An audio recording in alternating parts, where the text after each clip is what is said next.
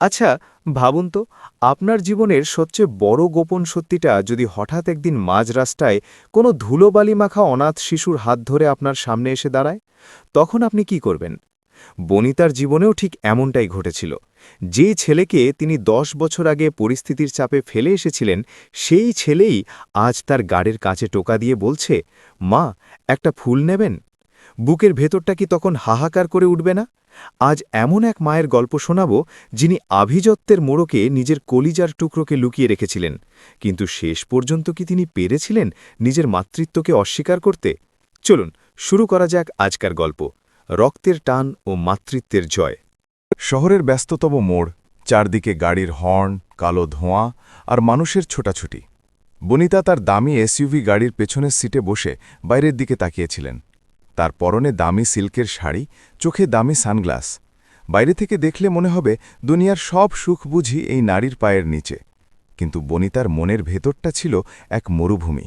স্বামী ফাহাদ দেশের বড় ব্যবসায়ী, বাড়িতে চাকর বাকর গাড়ি বাড়ি সব আছে, নেই শুধু একটা ফুটফুটে সন্তান যে তাকে মা বলে ডাকবে।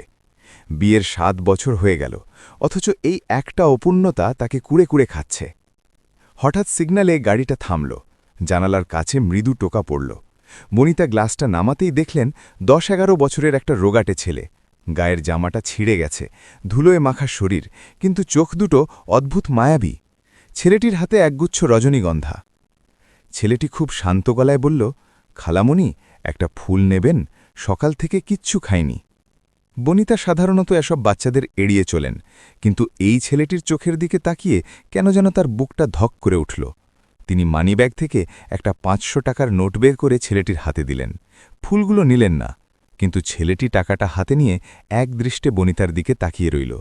বনিতা জিজ্ঞেস করলেন, কি হলো? যাচ্ছ না কেন? আপনার চোখ দুটো না একদম আমার মায়ের মতো। আমার মাও ঠিক এভাবেই তাকাতো। কথাটা শুনে বনিতার হাত কাঁপতে শুরু করল। ঠিক তখনই সিগন্যাল ছেড়ে দিল, গাড়ি চলতে শুরু করল।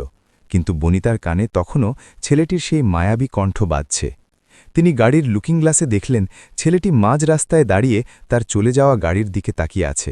নিজের অজান্তেই বনিতার চোখ দিয়ে এক ফোঁটা জল গড়িয়ে পড়ল। ফাহাদ বাসায় ফেরার পর বনিতা খুব চুপচাপ ছিলেন। ফাহাদ বুঝতে পেরে কাছে এসে বসলেন। কি হয়েছে বনিতা, শরীর খারাপ? ফাহাদ খুব নরম গলায় জিজ্ঞেস করলেন। বনিতা শুধু বললেন, আজ সিগন্যালে একটা ছেলেকে দেখলাম, খুব মায়া লাগল। ফাহাদ হেসেই উড়িয়ে দিলেন, আরে এসব তো রোজকার ব্যাপার, কত বাচ্চাই তো ঘুরে বেড়ায়, তুমি এত ইমোশনাল হয়েও না তো। কিন্তু বনিতা জানতেন এটা সাধারণ কোনো মায়া নয়, এটা এমন এক টান যা তাকে অস্থির করে তুলছে। পরদিনও তিনি ঠিক একই সময়ে সেই মোড়টিতে গেলেন। ড্রাইভারকে বললেন গাড়ি থামাতে। সেই ছেলেটি এবার নিজেই দৌড়ে এলো। আপনি আবার এসেছেন? ছেলেটির মুখে চওড়া হাসি। বনিতা গাড়ি থেকে নেমে তার পাশে দাঁড়ালেন। রাস্তার ধুলোবালি বা মানুষের ভিড় কোনো কিছুই তার কানে আসছিল না। তিনি জিজ্ঞেস করলেন, তোমার নাম কি বাবু? আমার নাম আবির। তোমার মা কোথায় থাকে আবির? প্রশ্নটা করতেই আবিরের চোখের উজ্জ্বলতা হারিয়ে গেল। সে মাথা নিচু করে বলল, মা নেই। ছোটবেলায় দাদি বলতো মা নাকি মরে গেছে, কিন্তু আমি জানি মা মরেনি। মা হয়তো কোনোদিন এসে ঠিকই আমাকে নিয়ে যাবে, তাই আমি এই রাস্তাতেই থাকি, যদি কোনোদিন মা এই পথ দিয়ে যায়। আবিরের কথাগুলো বনিতার বুকে তীরের মতো বিঁধল। তিনি আবিরকে সাথে নিয়ে পাশের একটা রেস্তোরাঁয় বসলেন, ওকে পেট ভরে খাওয়ালেন। খেতে খেতে আবির কত কথা বলল, তার শখের কথা, তার কষ্টের কথা। বনিতা মুগ্ধ হয়ে দেখছিলেন আবিরকে। ওর হাসিতে, ওর কথা বলার ধরনে বনিতা নিজের ছায়া খুঁজে পাচ্ছিলেন। হঠাৎ করেই আবিরের প্রচণ্ড কাশি শুরু হল। কাশতে কাশতে তার নাক দিয়ে রক্ত পড়তে লাগল। বনিতা আতঙ্কিত হয়ে পড়লেন। আবির, কি হয়েছে তোমার? আবির কোনো মতে বলল, মাঝে মাঝেই এমন হয় খালামণি, শরীরটা খুব দুর্বল লাগে। বনিতা এক মুহূর্ত দেরি না করে আবিরকে কোলে তুলে নিলেন। তার দামি শাড়িতে আবিরের গায়ের ময়লা আর রক্ত লাগছে, কিন্তু সেদিকে তার কোনো খেয়াল নেই। তিনি ড্রাইভারকে চিৎকার করে বললেন গাড়ি হাসপাতালের দিকে ঘোরাতে। হাসপাতালে নেওয়ার পর ডাক্তাররা দ্রুত আবিরকে ইমার্জেন্সিতে নিয়ে গেলেন। বনিতা বাইরে দাঁড়িয়ে ছটফট করছেন। তার মনে হচ্ছে এই ছেলেটির যদি কিছু হয় তবে তিনি নিজেকে ক্ষমা করতে পারবেন না। ঠিক এই সময় তার ফোনে ফাহাদের কল এলো। বনিতা, তুমি কোথায়? বাসায় নেই কেন? ফাহাদ, আমি হাসপাতালে। একটা বাচ্চা খুব অসুস্থ হয়ে পড়েছে, তাকে নিয়ে এসেছি। ফাহাদ কিছুক্ষণ চুপ থেকে বললেন, তুমি কি পাগল হয়ে গেছো? রাস্তার বাচ্চার জন্য তুমি হাসপাতালে সময় নষ্ট করছো? মানুষ দেখলে কি বলবে? বনিতা এবার শান্ত কিন্তু কঠোর গলায় বললেন, মানুষ কি বলবে তাতে আমার কিছু যায় আসে না ফাহাদ। এই বাচ্চাটার জন্য আমার ভেতরটা ফেটে যাচ্ছে। তুমি পারলে এখানে এসো। 1 ঘন্টা পর ডাক্তার বের হয়ে এলেন। তার মুখটা খুব গম্ভীর। ডাক্তার বললেন, ছেলের অবস্থা ভালো না, ইন্টারনাল ব্লিডিং হচ্ছে। জরুরি ভিত্তিতে রক্তের প্রয়োজন। ও নেগেটিভ রক্ত। আমাদের ব্যাংকে নেই। আপনারা কি কারো ব্যবস্থা করতে পারবেন? ও নেগেটিভ। বনিতার নিজের রক্ত ও নেগেটিভ। এটা শুনে তার বুকটা যেন এক অজানা আশঙ্কায় ধরাস করে উঠল।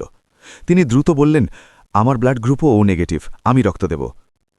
নার্স যখন বনিতার শরীর থেকে রক্ত নিচ্ছিলেন, তখন বনিতার চোখের সামনে ভেসে উঠছিল তার 10 বছর আগের সেই অভিশপ্ত রাত, যে রাতে তার বাবা বন্দুকের নলের সামনে দাঁড়িয়ে তাকে বাধ্য করেছিলেন নিজের 2 বছরের সন্তানকে শাশুড়ির কাছে রেখে আভিজাত্যের খাতিরে ফাহাদকে বিয়ে করতে। বনিতাকে বলা হয়েছিল তার সন্তানকে ভালো কোনো আশ্রমে রাখা হবে, কিন্তু আজ কি তবে সেই অতিথি তার সামনে এসে দাঁড়িয়েছে? রক্ত দেওয়ার পর বনিতা একটু দুর্বল হয়ে বিছানায় শুয়েছিলেন। এমন সময় ফাহাদ ঘরে ঢুকলেন। তার চোখে মুখে বিরক্তি। বনিতা, অনেক হয়েছে, এবার চলো বাসায় যাই। হাসপাতালের স্টাফদের টাকা দিয়ে দিচ্ছি, ওরা দেখাশোনা করবে। বনিতা ফাহাদের দিকে তাকিয়ে বললেন, না ফাহাদ, আমি কোথাও যাব না। যতক্ষণ না আবির সুস্থ হচ্ছে আমি এখানেই থাকব। ফাহাদ রাগ করে চলে গেলেন, কিন্তু বনিতার মন মানছিল না। তিনি দ্রুত পায়ে আবিরের কেবিনের দিকে এগিয়ে গেলেন। সেখানে আবিরের কিছু পুরনো নথপত্র আর একটা ছোট্ট জীর্ণ কাপড়ের ব্যাগ রাখা ছিল। নার্স ব্যাগটা বনিতার হাতে দিয়ে বললেন, এটা ছেলেটার সাথেই ছিল, আপনি রাখুন। বনিতা কাঁপা কাঁপা হাতে ব্যাগটা খুললেন। ব্যাগের একদম ভেতরে পলিথিনে মোড়ানো একটা ছোট্ট ছবি। ছবিটা বের করতেই বনিতার পৃথিবীটা যেন থমকে গেল। ছবির সেই অস্পষ্ট চেহারার ছোট্ট শিশুটি আর কেউ নয়, স্বয়ং আবির। আর তার পাশে যে নারী দাঁড়িয়ে আছে সে 10 বছর আগের বনিতা। ছবির পেছনে আবছা অক্ষরে লেখা, আমার কলিজার টুকরো আবির। বনিতার মাথা ঘুরতে লাগল। তার মানে কি আবিরই তার সেই হারিয়ে যাওয়া সন্তান, যাকে তিনি মৃত ভেবেছিলেন বা যার কোনো হদিস ছিল না? তবে কি তার পরিবার তাকে মিথ্যা বলেছিল? ঠিক তখনই আবিরের কেবিন থেকে ডাক্তারদের দৌড়োদৌড়ি শোনা গেল। নার্স চিৎকার করে বললেন, পেশেন্টের পালস পাওয়া যাচ্ছে না, তাড়াতাড়ি অক্সিজেন আনুন। বনিতার পায়ের তলা থেকে যেন মাটি সরে গেল। 10 বছর পর নিজের সন্তানকে ফিরে পাওয়ার ঠিক এই মুহূর্তে কি তিনি তাকে আবার হারিয়ে ফেলবেন? সাসপেন্স আর আতঙ্কে বনিতা কেবিনের দরজার সামনে আছড়ে পড়লেন। হাসপাতালের সাদা করিডরে বনিতা পাথরের মতো দাঁড়িয়ে আছেন। ভেতরে ডাক্তাররা আবিরকে ফিরিয়ে আনার আপ্রাণ চেষ্টা করছেন। বনিতার হাতে ধরা সেই জীর্ণ ছবিটা কান্নায় ভিজে একাকার হয়ে গেছে। এই সেই ছবি যা 10 বছর আগে তার বিয়ের আগের রাতে শেষবারের মতো বুক ঠেকিয়ে কেঁদেছিলেন। তার বাবা আসাদ চৌধুরী তাকে বলেছিলেন, এই জার্জ সন্তানকে নিয়ে চৌধুরী বাড়িতে তোর কোনো জায়গা নেই, হয় ওকে ছাড়, না হলে নিজের জান দে। সেদিন বাবার বন্দুকের নলের সামনে নিজের মাতৃত্বকে বিসর্জন দিতে হয়েছিল বনিতাকে। তাকে বলা হয়েছিল আবিরকে এক নিরাপদ আশ্রমে পাঠানো হয়েছে, কিন্তু আজ এই ধুলোমাখা রাস্তার শিশুটি যে তার সেই হারানো কলিজার টুকরো, এটা ভেবে বনিতার নিজের ওপরই ঘৃণা হচ্ছে।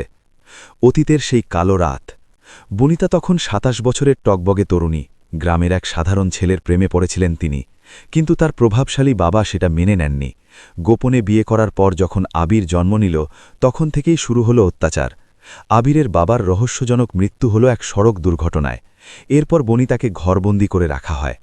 যখন ফাহাদের মতো এক ধনী ব্যবসায়ীর সাথে তার বিয়ের প্রস্তাব এলো, তখন বাবা শর্ত দিলেন, অতীত মুছে ফেললে তবেই তুমি এই প্রাসাদের রানী হয়ে থাকতে পারবে। বনিতা ভেবেছিলেন আবির হয়তো কোনো ভালো পরিবারে বড় হচ্ছে, কিন্তু আজ বুঝলেন তাকে ধোঁকা দেওয়া হয়েছিল।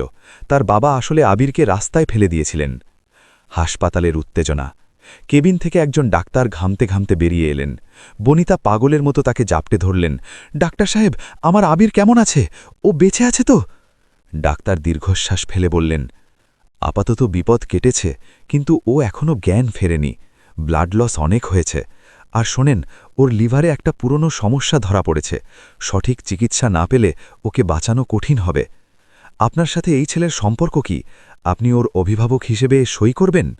বনিতা বুক চিতিয়ে বললেন, আমি ওর মা, আমি ওর সব। ঠিক সেই মুহূর্তে পেছনে একটা ভারী গলার স্বর শোনা গেল। মা? কি বলছো এসব বনিতা? বনিতা পেছনে ফিরে দেখলেন ফাহাদ দাঁড়িয়ে আছেন, তার চোখে মুখে অবিশ্বাস আর ক্রোধ। ফাহাদের পেছনে দাঁড়িয়ে আছেন বনিতার বাবা আসাদ চৌধুরী, তার চেহারা কুঁচকে গেছে রাগে। আসাদ চৌধুরী এগিয়ে এসে নিচু স্বরে বললেন, বনিতা, নিজের মুখ সামলা, কি আবলতাবল বকছিস? রাস্তার একটা ভিখারি তোর ছেলে হতে যাবে কেন? ফাহাদের সামনে বংশের সম্মান ডোবাস না। বনিতা এবার আর ভয় পেলেন না। তিনি হাতের সেই পুরনো ছবিটা বাবার মুখের সামনে তুলে ধরলেন। এই ছবিটার কথা মনে আছে বাবা? আপনি বলেছিলেন ওকে ভালো জায়গায় রেখেছেন। আজ দেখুন ও রাস্তার ধুলোবালি মেখে রক্ত বমি করছে। এই কি আপনার আভিজাত্য? ফাহাদ স্তম্ভিত হয়ে দাঁড়িয়ে রইলেন। তিনি জানতেন বনিতার একটা অতীত আছে, কিন্তু সেই অতীত যে একটা জীবিত সন্তান হিসেবে আজও বেঁচে আছে তা তিনি কল্পনাও করেননি। ফাহাদ গম্ভীর গলায় বললেন, তার মানে তুমি বিয়ের আগে থেকেই আমাকে ধোঁকা দিয়ে আসছো বনিতা? এই ছেলেটা তোমার অবৈধ সন্তান? বনিতা চিৎকার করে উঠলেন, অবৈধ নয় ফাহাদ, ও আমার বৈধ স্বামী আর আমার ভালোবাসার চিহ্ন। তোমাদের এই নোংরা সমাজ আর আভিজাত্য ওকে অবৈধ তকমা দিয়েছে। আমার বাবার ক্ষমতার দাপটে আমি ওকে ছাড়তে বাধ্য হয়েছিলাম, কিন্তু আজ আর না।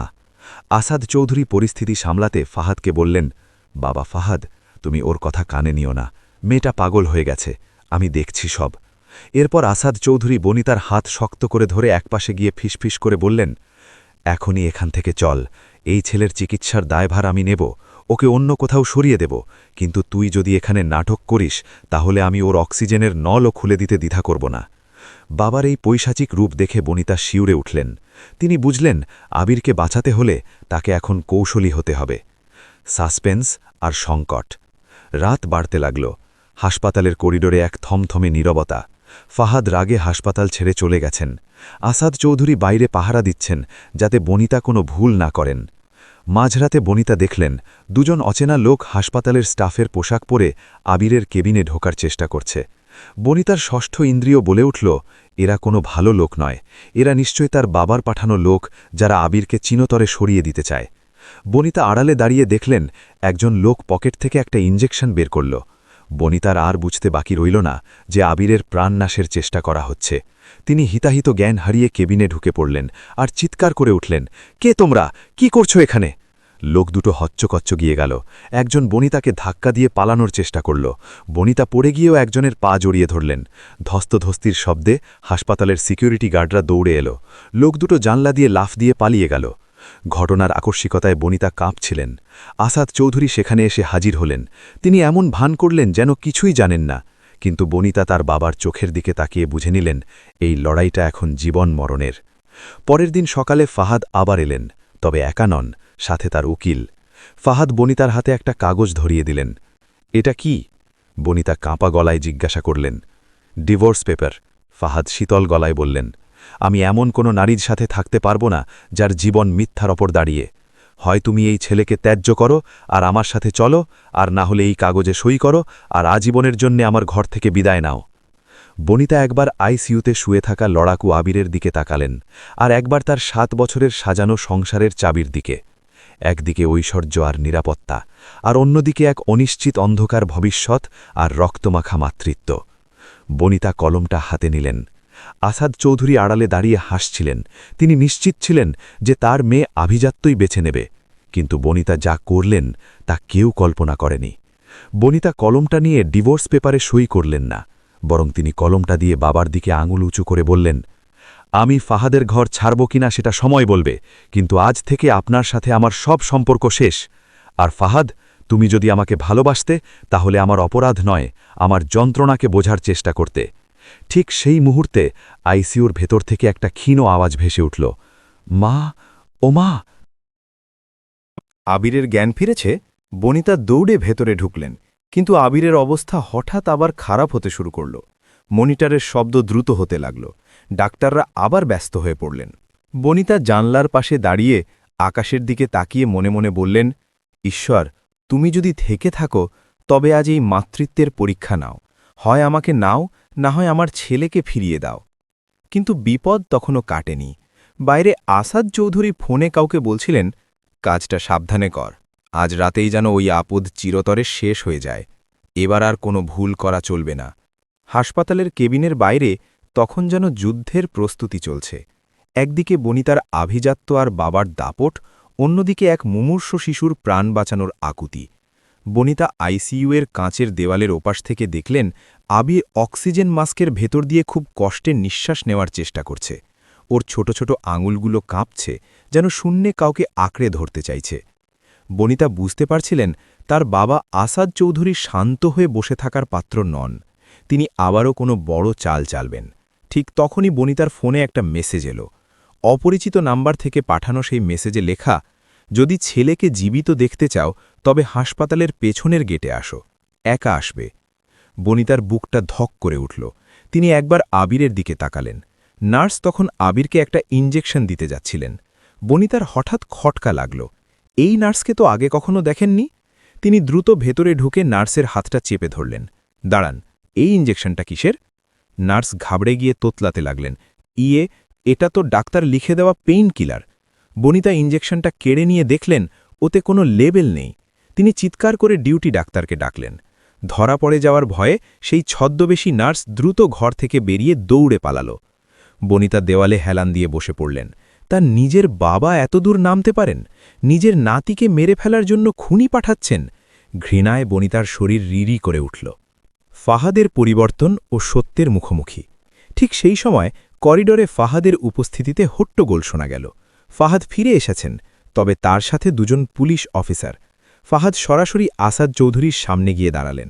আসাদ চৌধুরী একটু ভরকে গিয়ে বললেন, ফাহাদ বাবা, তুমি পুলিশ নিয়ে কেন? আমি তো সব সামলে নিচ্ছি। ফাহাদ শান্ত কিন্তু পাথরের মতো শক্ত গলায় বললেন, আপনি কি সামলাচ্ছেন তা আমি জেনে গেছি আসাদ সাহেব। বনিতার বিয়ের আগে আপনি তার সাথে যে জালিয়াতি করেছেন, আবিরকে মৃত বলে ঘোষণা করে যে এতিমখানায় ফেলে দিয়েছিলেন, তার সব প্রমাণ এই পুলিশের কাছে আছে। এমনকি একটু আগে যে খুনিকে আপনি নার্স সাজিয়ে পাঠিয়েছিলেন সেও ধরা পড়েছে। আসাদ চৌধুরী থতমত খেয়ে বললেন, তুমি এসব কি বলছো? আমি তো তোমার আর বনিতার সংসারের কথা ভেবেই। থামুন, ফাহাদ গর্জে উঠলেন। সংসার মানে বিশ্বাস। আপনি সেই বিশ্বাসের মূলে কুঠারাঘাত করেছেন। আমি এতক্ষণ উকিলের কাছে ছিলাম না, আমি ছিলাম সেই এতিমখানায় যেখানে আবিরকে প্রথম রাখা হয়েছিল। সেখানকার পুরনো নথিপত্র আর আপনার সই করা ডিড আমি জোগাড় করেছি। বনিতা বিস্ময়ে ফাহাদের দিকে তাকিয়ে রইলেন। তিনি ভাবতেও পারেননি ফাহাদ তাকে ছেড়ে না গিয়ে উল্টো সত্য উদ্ঘাটন করতে নেমেছিলেন। ফাহাদ বনিতার কাছে এসে তার হাত দুটো ধরলেন। বনিতা, আমাকে ক্ষমা করো। শুরুতে আভিজাত্যের অন্ধ মোহে তোমাকে ভুল বুঝেছিলাম, কিন্তু যখন ওই এতিমখানার রেকর্ডগুলো দেখলাম তখন বুঝলাম তুমি গত 10 বছর ধরে কতটা জীবন্ত লাশের মতো বেঁচেছিলে। আবির তোমার সন্তান, মানে ও এখন থেকে আমারও সন্তান। চূড়ান্ত পরিণতি। পুলিশ আসাদ চৌধুরীকে জিজ্ঞাসাবাদের জন্য নিয়ে গেল। চৌধুরী বাড়ির সেই দম্ভ আর আভিজাত্য তাসের ঘরের মতো ভেঙে পড়ল। কিন্তু তখনও সবচেয়ে বড় পরীক্ষা বাকি ছিল। আবিরের অবস্থা সংকটাপন্ন। ওর লিভার ট্রান্সপ্লান্ট করতে হবে এবং সেটা খুব দ্রুত। ডাক্তার বললেন, ফাহাদ সাহেব, আমাদের হাতে সময় কম। বনিতা বেগম রক্ত দিয়েছেন ঠিকই, কিন্তু ওনার লিভারের একটা অংশ আবিরকে দেওয়াটা এই মুহূর্তে ওনার শরীরের জন্য ঝুঁকিপূর্ণ হতে পারে। বনিতা এক মুহূর্ত চিন্তা না করে বললেন, আমার জীবনের বিনিময়ে যদি ও বাঁচে তবে তাই হোক। ডাক্তার, আপনি প্রস্তুতি নিন। অপারেশন থিয়েটারের বাইরে ফাহাদ একা দাঁড়িয়ে প্রার্থনা করছিলেন। দীর্ঘ 6 ঘণ্টার অপারেশন। ফাহাদের মনে হচ্ছিল সময় যেন থমকে গেছে। একসময় অপারেশন থিয়েটারের লাল বাতি নিভে গেল। ডাক্তার বেরিয়ে এসে হাসি মুখে বললেন, অপারেশন সাকসেসফুল। মা ও ছেলে দুজনেই এখন বিপদমুক্ত। এক নতুন সকাল, 3 মাস পর। শহরের সেই ব্যস্ততম ট্রাফিক সিগন্যাল। তবে আজ আবির সেখানে ফুল বিক্রি করছে না। সে গাড়ির পেছনের সিটে বসে স্কুলের ব্যাগ গোছাচ্ছে। তার পরনে পরিষ্কার সাদা শার্ট আর নীল প্যান্ট। গাড়ির এক পাশে বনিতা আর অন্য পাশে ফাহাদ। আবির জানলার বাইরে তাকিয়ে হাসি মুখে বলল, মা, দেখো ওই ছেলেটা ফুল বিক্রি করছে। আমরা কি ওকে আমাদের স্কুলে ভর্তি করে দিতে পারি না? বনিতা আবিরের কপালে একটা চুমু খেয়ে বললেন, অবশ্যই পারি বাবা, আমরা সবাই মিলে ওকে সাহায্য করব। ফাহাদ আবিরের মাথায় হাত বুলিয়ে দিলেন। যে আভিজাত্য একটা শিশুকে রাস্তায় ফেলে দিয়েছিল, আজ সেই পরিবারই হয়ে উঠল অসহায় শিশুদের আশ্রয়স্থল। বনিতা আজ বিষাদে ডুবে থাকেন না। তার চোখে আজ জল নেই, আছে এক তৃপ্ত মায়ের জয়ী হাসি। গল্পের শেষে বনিতা একটা কথা ডায়েরিতে লিখে রাখলেন, রক্তের টান কখনো মুছে যায় না। সমাজ যতই দেওয়াল তুলুত, মাতৃত্বের অজেয় শক্তির সামনে সব দেওয়াল একদিন ধূলিসাৎ হতে বাধ্য। আকাশে তখন সূর্য উঁকি দিচ্ছে, এক নতুন জীবনের শুরু, যেখানে নেই কোনো লুকোচুরি, নেই কোনো মিথ্যে অহংকার, আছে শুধু অফুরন্ত ভালোবাসা আর এক পরিপূর্ণ পরিবারের গল্প।